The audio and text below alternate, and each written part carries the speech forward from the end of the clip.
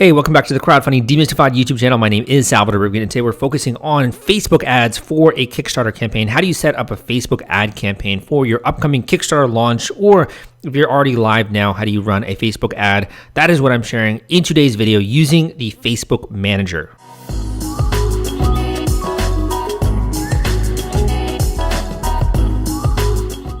Okay, let's get down to it. So you want to get more traffic and funding and backers for your Kickstarter campaign. I'm going to be going through a tutorial in terms of how to set up a Facebook ad campaign. So first of all, one of the things that you should know is that Facebook just recently changed their look and feel, right? So it looks very different. Your whole page might look different than this. This could be something that they're trying out. But basically, you want to go into your ads manager. So this could be accessed here from the lower left. Click Ads Manager, and that will take you to your Facebook Ads Manager. This is different than your Business Manager, right? The base Facebook Business Manager is different from the Ad Manager. If you want to create an ad, you have to go to the Ads Manager, not the Business Manager. Now that you're here on this basically this manager here, what do you do? Well, first of all, you should know that in order to create a campaign, you have to decide on the type of campaign that you want to run.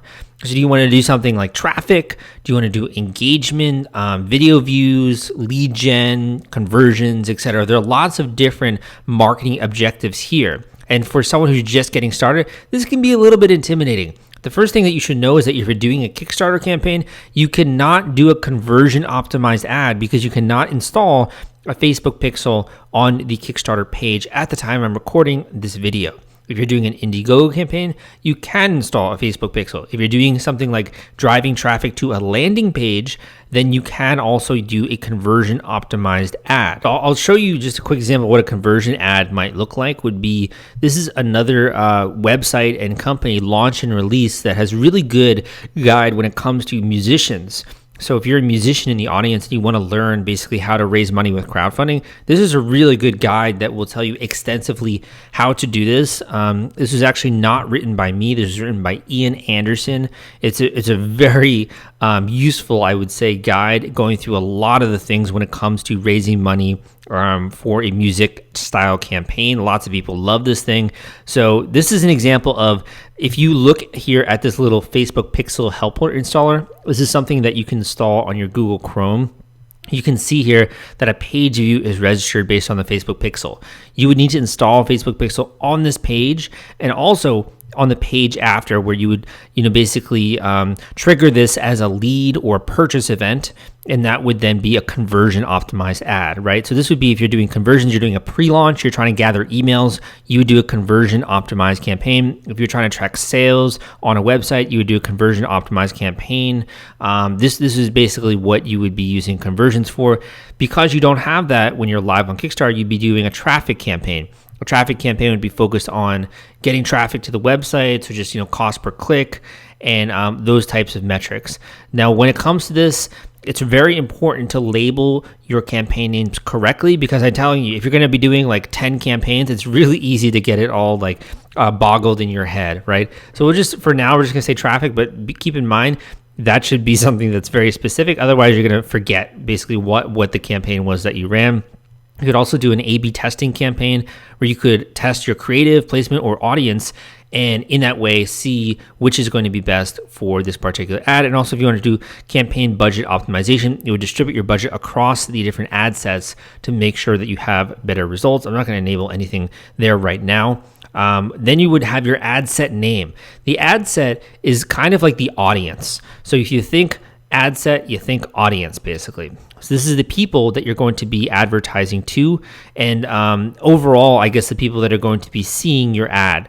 The way to think about this also is like trying to target people more reliably so that you can put the ad in front of the people that are most likely to respond to it. So I recommend changing this label to be reflective of describing who this audience is. So when you go back and look at the ads manager, you'll know what this is. So if it's worldwide, change US to worldwide. If it's 35 to 65, certain age group, make sure to do that here. Since you'll be going to a website, you'd be using website. You could also do Messenger or app or WhatsApp. You would then also go in here and we would tailor the audience that you wanted to.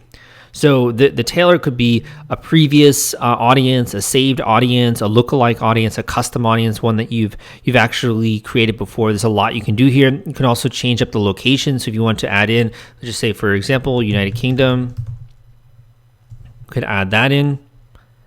And then it's going to be US and UK. People who are living in or recently in this location, it would be targeting those people. If we want to get a little bit more specific, we could just say those that are living there specifically.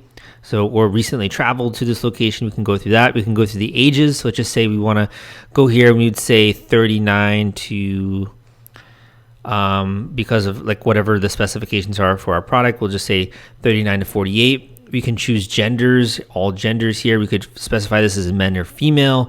Typically, Kickstarter is about 70% male, right, or around there.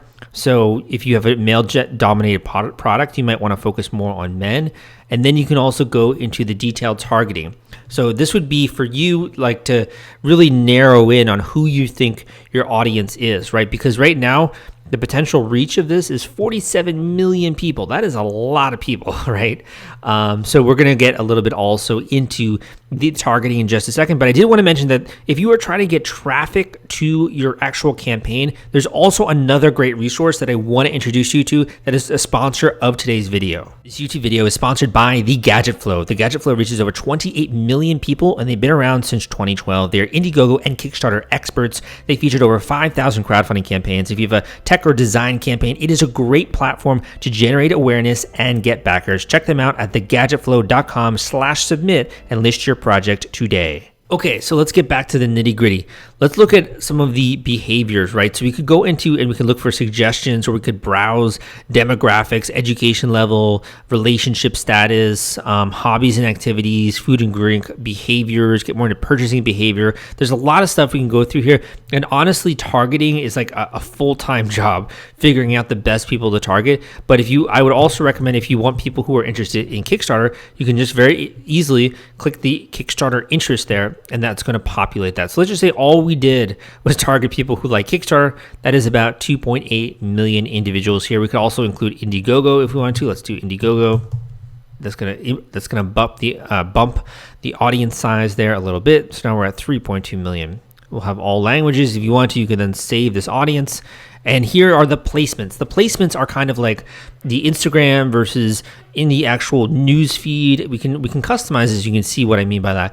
So you have Facebook, Audience Network, Messenger, Instagram. You can see all of the individual little placements where this ad is going to go. Is it going to be in search? Is it going to be in messages, in article, apps and sites? This gives you a lot of ability where if you don't want people on Instagram to do it, you can just very simply uncheck that box, and then your audience size will repopulate. It went down a little bit. And there's also some daily results when it comes to the link clicks based on our budget, which we are going to get into next. So the budget, we're optimizing again for link clicks. So this could be impressions also, daily unique reach, but for now we're going to optimize for link clicks in this particular tutorial. And we can also do a cost control. So let's just say that you don't want to spend more than like $1 per link click, or 50 cents per link click. You could, rather than leaving it up to Facebook, you could have a cost control in there, which can help.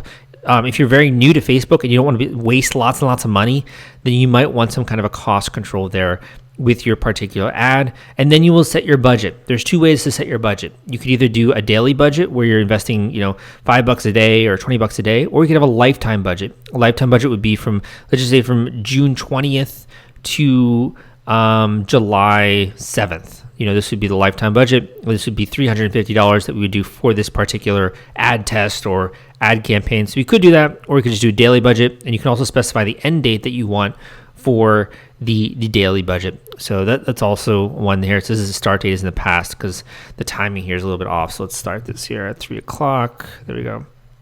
And you can also see some more options here. When you'll get charged, ad scheduling. So I'm just going to click continue here just for the sake of this video. I'm running through this really quickly to try to get through a lot of stuff in today's video for you guys. And also, if you haven't yet, go and subscribe to this channel. Give me a thumbs up if you do like this video. I also do one-on-one coaching calls where I go very in-depth while this is loading to tell you about it. Hour-long intensive calls. I can also do the Facebook ads for you if you want. So there's a lot of different ways in which I can help you. So here we have the ad. Now this is the creative, it's called in the marketing agency or marketing world. This is basically the ad creative that people are going to see. So you want to title the ad name. I recommend doing that just for organization purposes. You can choose the Facebook page where you want this ad to actually show up. You can add an Instagram placement if you want to. And then you can get into the image. So it could be like a carousel, it could be a collection of images, a single image or video. And then you can get a little bit more nitty gritty. So let's just say we want to do a particular image here. So we'll add an image or add a video. Okay, I added a very simple image to this ad. It will show you a few different placements, right? Because remember, every single screen size is different. Every single placement looks different. So Facebook will customize what your placements actually look like. And if you wanted to, you could select a placement and you could actually edit the way that that particular ad looked. If you want more focus on this person's face or the laptop or whatever, you can go and you can edit this. Let's just say we were to click edit right here. You can go and you can see the crop. You can see if there's any text, link, like that kind of stuff.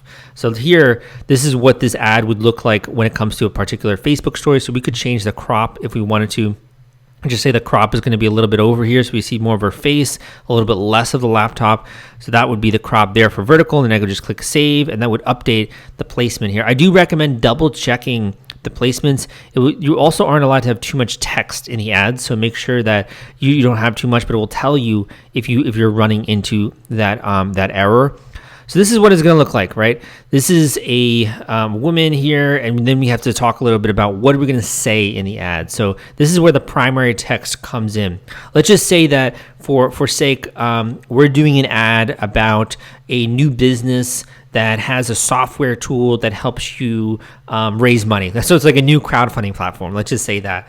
So let's just say, are you tired of, I'm just coming up with this like off the cuff, so it's not super good, but are you tired of the massive fees that come with Kickstarter and Indiegogo? Now there's finally an alternative, ... And then you can get a little bit into the overall, the rest of the kind of things. So you could have bullet points here, you could have emojis, you could have a lot of stuff here, but the goal here is to, tell them a little bit about, tease what it is you want them to click on, right? You then would have a headline. So just say sample headline, and that will change this little headline down here when this updates. Okay, so we filled in the sample headline there. We got the sample description. We got a link. We can attach this ad. We can change the call to action. So it could be learn more, could be contact us, download something, shop now, sign up. You can obviously A/B test this if you want. And if you wanted to, then you could also install Facebook Pixel if you're doing conversion optimized ad. And that pretty much is how very quickly you would do an ad on Facebook. Remember that setting up an ad, like using the ad manager, is kind of difficult. So if you want help with this, book a one-on-one coaching call with me. But also the secret sauce comes into knowing how to make a profitable ad. So that's really where like the difficulty lies, is making an ad that's going to be cost effective for you and your business. That's the name of the game. If you can figure that out, you can continue to grow a product really quickly and scale it up very quickly. There's a lot to be said for that. So I hope you enjoyed this video. I'm also going to be releasing a Facebook ad course. Make sure to get on my email list with the weekly crowdfunding tips newsletter, because I will be announcing it there. So this Facebook ad course will be way more comprehensive than this particular video, and also go through more of like the best practices and stuff. So make sure you do that. But finally, give me a thumbs up if you like this video. Come subscribe. This is the Crowdfunding Demystified YouTube channel. My name is Salvador Briggman, and I'll see you next time.